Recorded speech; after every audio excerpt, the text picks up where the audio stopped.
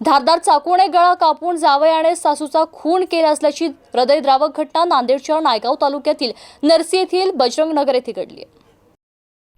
सदरील घटनेबद्दल पोलीस सूत्रांकडून मिळालेली माहिती अशी की नरसी येथील बजरंग नगर येथे राहणाऱ्या पारुबाई लक्ष्मण यापनवाड यांचा जवाई अशोक किशन धोत्रे राहणार उल्हासनगर नांदेड हा बुधवारी सायंकाळी 5 वाजेच्या दरम्यान नरसी येथे सासूरवाडीत घरी येऊन तू माझ्या बायकोला उज्ज्वलाला माझ्याकडे का पाठवत नाहीस म्हणून पारुबाई हिच्या गळ्यावर व अंगावर धारदार चाकूने सपासप वार केले। यात पारुबाई अपनवाड हिचा जागीच मृत्यू झाला। आपल्या आईचा नवऱ्याने खून केला असल्याचे बघून उज्ज्वला अशोक धोत्रे ही थेट नरसी पोलीस चौकीत गेली आणि घडलेली हकीकत सहाय्यक पोलीस निरीक्षक श्रीधर जगताप यांना सांगितली। यानंतर लगेचच घटनास्थळी पोलीस दाखल झाले आणि घटनास्थळ पंचनामा करून पारुबाईंचा मृतदेह नायगावच्या ग्रामीण रुग्णालयात पाठवण्यात आले असल्याची माहिती पोलिसांनी दिली आहे।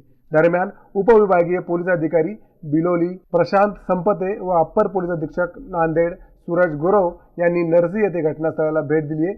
या प्रकरणी मयत पारुबाई यापनवाड यांची सून पार्वती महेश यापनवाड हिच्या फिर्यादीवरून आरोपी अशोक किशन धोत्रे यास रामतीर्थ पोलिसांनी अटक केली असून त्यास नायगाव न्यायालयात हजर केले असता 2 दिवसीय पोलीस कोठडी सुनावण्यात आली आहे। Gangadhar Gangasagare, MCN news, Naigaon, Nanded.